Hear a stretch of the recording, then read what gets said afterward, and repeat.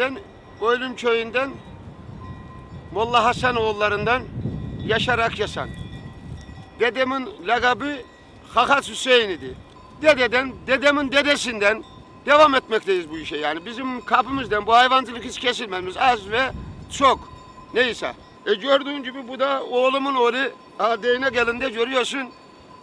Bu da şu anda bu işe başlamaktadır yani. Bizde eli kaşık tutan işe başlar.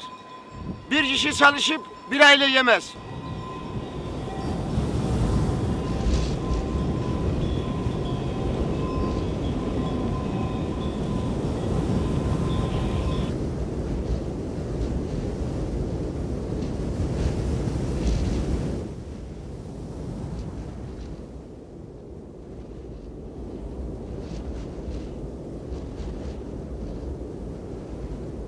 ...16-17 yıl önce 14 tane koyunla babamdan ayrıldım. Çocuklara baktık, yedik içtik. Malımız da arttı. Evimiz de oldu. İyi kötü arabamız da oldu. Kimseye muhtaç olmadık. Kimsenin işine gitmedik. Kendi işimiz.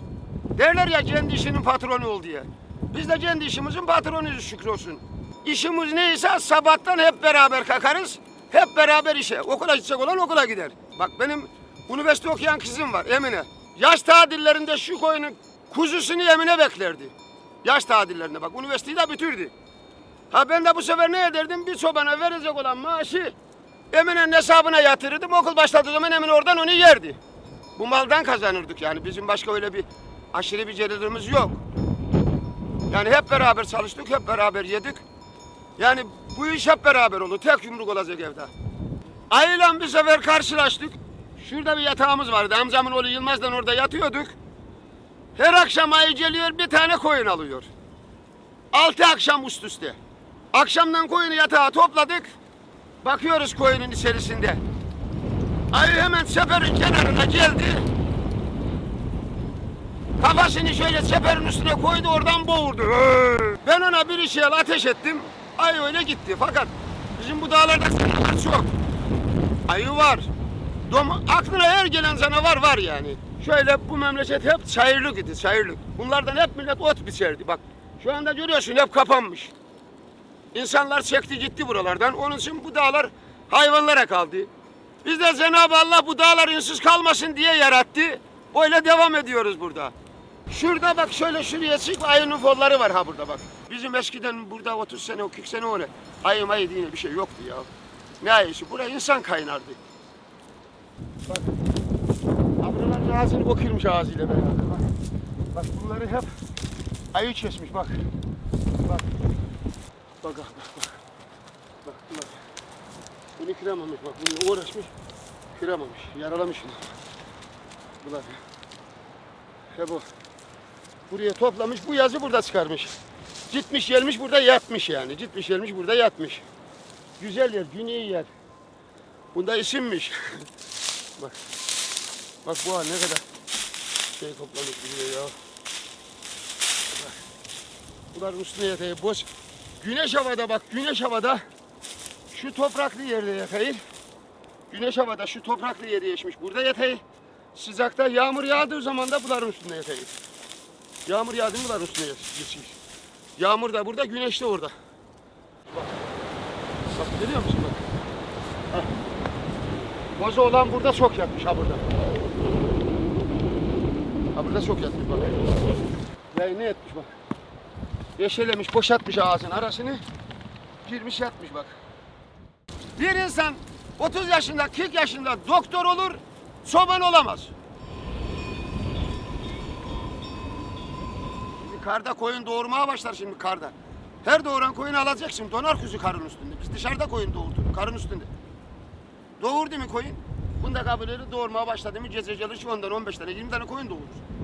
Bunları karda, kışta alacaksın.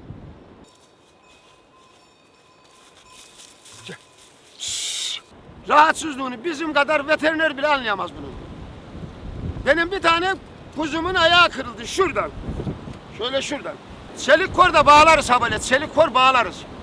Buraya çelik tutmadığı için, çelik buraya tutmadığı için veterinere dedim ki böyle böyle dedim. Tarif ettim ona. Benim böyle bir hayvanımın dizi kırıldı. Bana buna göre sargı bezi yani burayı tutması için sargı bezi. Dedi ki tutmaz dizi dedi kes onu. Dedim sana tutup tutmadığını sormuyorum. Böyle bir sargı bezi var mı dedi. Dedi ki ameliyat hastanelerinde bulursun. Ben geldim onu koli bandıyla yumurtayla bağladım tuttu. Bak veteriner kes dedi. Tutmaz. Veteriner ilaç yazar bizden. Özelliği ilaç yazmaktır yani. Hayvanın hastalığından bizden fazla anlamaz veteriner.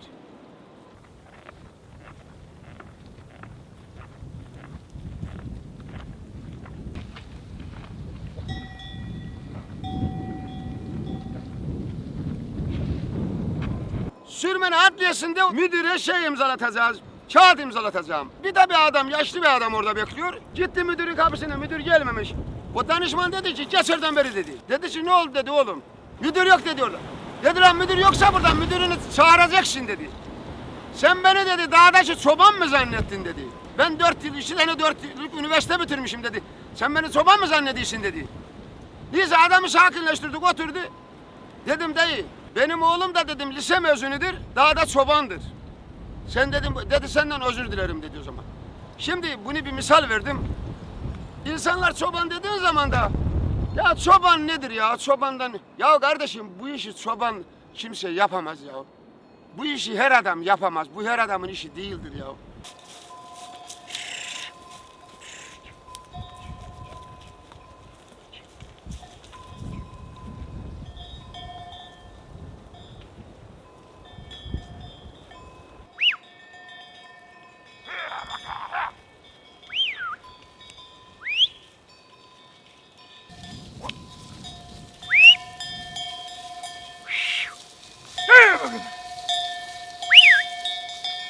Herkese selam ederim, saygılar sunarım, hayırlı günler dilerim.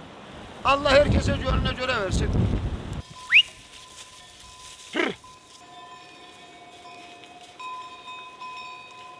Elhamdülillah, benim dedemizin derdiler ki Hacı Hüseyin.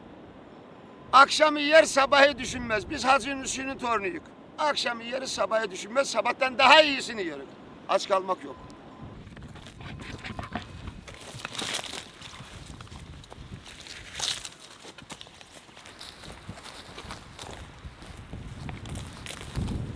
Böyle bakalım.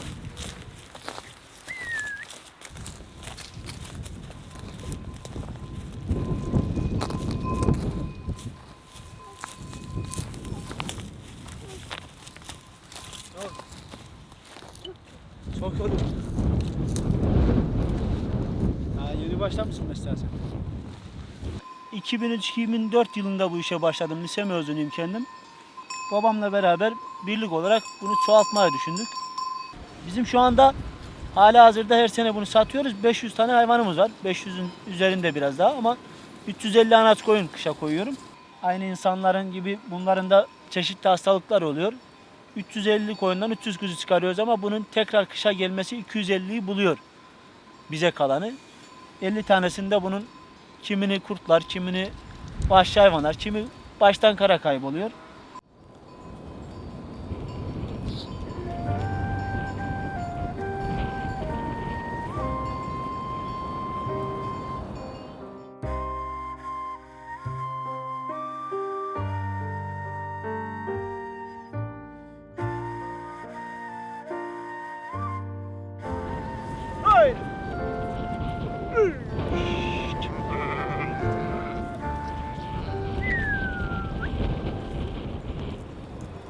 Yabani hayvanlardan değil de yabani insanlardan biraz sıkıntılıyız.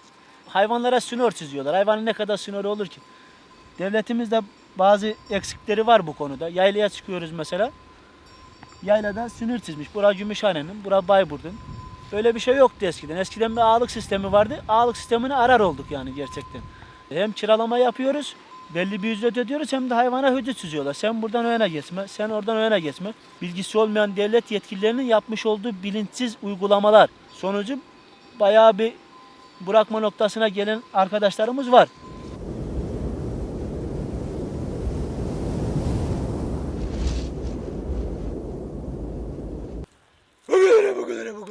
Bu kadar.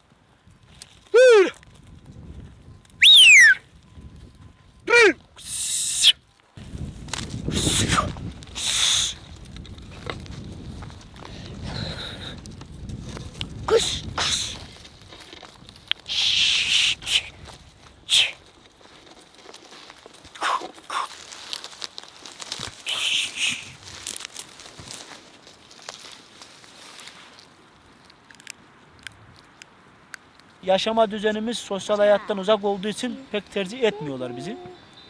Şu anda bütün çoban arkadaşların çoban sıkıntısı var. Şu anda benim 2 tane çoban açığım var.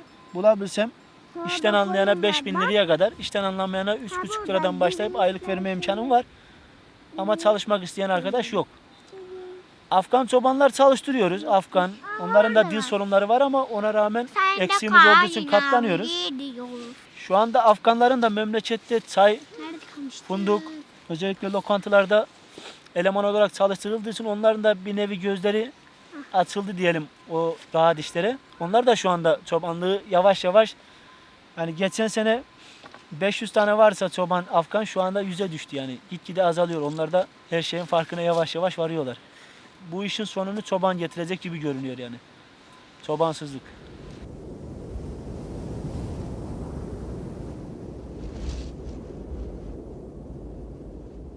Çobana kimse gitmiyor. Önceden koyunun malın varsa hemen görücü usulüydü evlilikler. Hemen bireyler, anne baba yönlendirmeyle kızlarını çobanlarla, koyunculuk yapan, hayvancılık yapan insanlarla veriyordular. Ama şimdi 3 tane 5 tane koyunun bile varsa kaçıyorlar senden.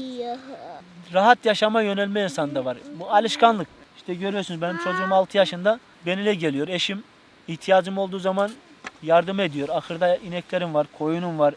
Bunlar için de sabah erken kalkmak, bazı şeylerden taviz vermek gerekiyor. Bunu vermek istemiyor insanlar. Bu işleri yapan arkadaşlarım var tanıdığım. Hala 30-35 yaşlarında bekar. Maddi durumları iyi. 1000'e yakın hayvanları var. İşleri var, iş veriyorlar ama eş bulamıyorlar.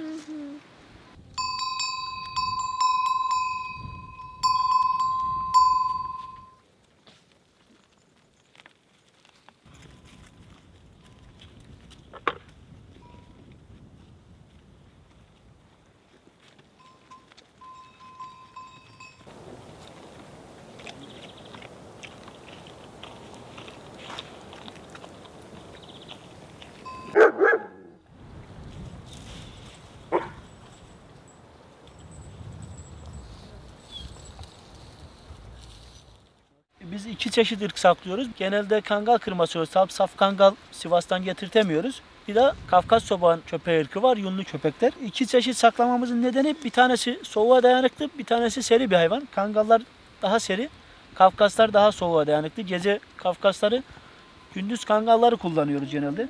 Yaklaşık her yaz başımıza 5-10 sefer kurt saldırısı, birkaç sefer de nadir olsa ayıyla karşılaştığımız, ayının gelmiş olduğu saldırılar oluyor. Geçen bu yazın 2 ay önce ayı köpekle kapıştılar. Kafkas köpeğim vardı. Elimden aldı onu diğer kangalların yardımıyla birlikte ama 2 aydır bir nevi yoğun bakımdadır yani. Aşağı yukarı 12-13 tane dikiş attık kafasına hayvanın. Veteriner ameliyat yaptırdım onu.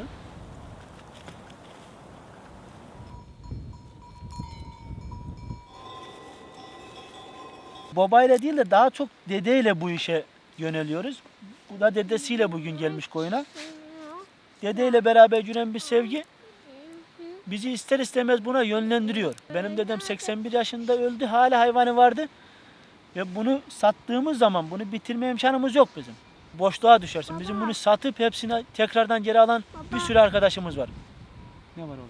Bu araba sesi yemek Gelsin alırız birazdan. Bak kameraya bak orada abi çekilsin. gidiyorum.